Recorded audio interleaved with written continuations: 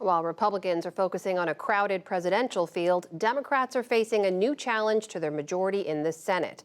Democratic Senator from West Virginia, Joe Manchin, announced today he will not be seeking re-election next year, raising the stakes in the Democrats' battle to maintain power in the upper chamber. Lisa Desjardins here with me now in the studio for more. Lisa, good to see you. Hi. So what do we know? Why is Manchin leaving the Senate now? Well, Manchin sent out a video statement today, and in that he said this was one of his hardest decisions of his life, but that in his heart of hearts, in his quotes, he feels that he has done what he came to do for West Virginia, and it essentially is time for him to leave. Now, as you say, this is an issue for Democrats potentially. He's 76 years old, and he is the last statewide elected Democrat in the state of Virginia, a Kennedy Democrat.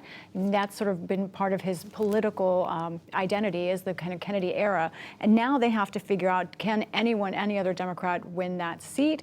Joe Manchin himself, of course, almost didn't win last time. He just won by 3 points. Well, his announcement, for those who listened to it, didn't exactly sound like a goodbye. He's been asked previously, too, if he would run for president. He didn't rule it out. Do we know? Is he running? Right. I think that part of the calculus here is he would have a challenging time trying to become a senator. My sources close to Senator Manchin tell me that he's opening the door, let's say, to a presidential run. He plans on traveling around the country, and here's what he said in his video today. I will not be running for re-election to the United States Senate. But what I will be doing is traveling the country and speaking out to see if there is an interest in creating a movement to mobilize the middle and bring Americans together. A movement to mobilize the middle, or potentially nominate Joe Manchin as an independent candidate for president. This is not yet a presidential run, but it is some sort of exploration. There is also a real question here, I think, for Joe Manchin. Are there centrists in this country anymore? Is there a viable political momentum that can be galvanized for moderates, for centrists?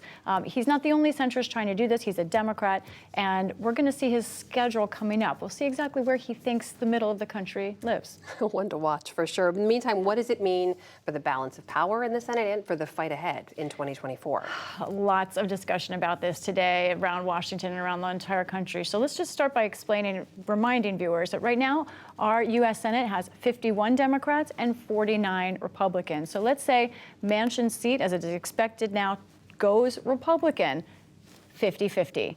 So let's look at the rest of the map for next year's Senate elections. We've got 34 seats up for grabs, and if you look at this map, you can see there are several Democratic seats that are going to be tough. Montana, light blue, that's Jon Tester. That might be tough to hold. Look at that yellow seat. That's Kyrsten Sinema in Arizona, and also yellow in Ohio. That's Sherrod Brown. Those are 3 seats.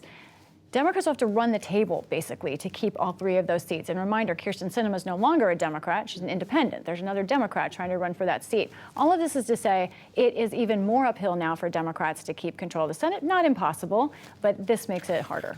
Lisa Desjardins covering it all. Thank you so much. You're welcome.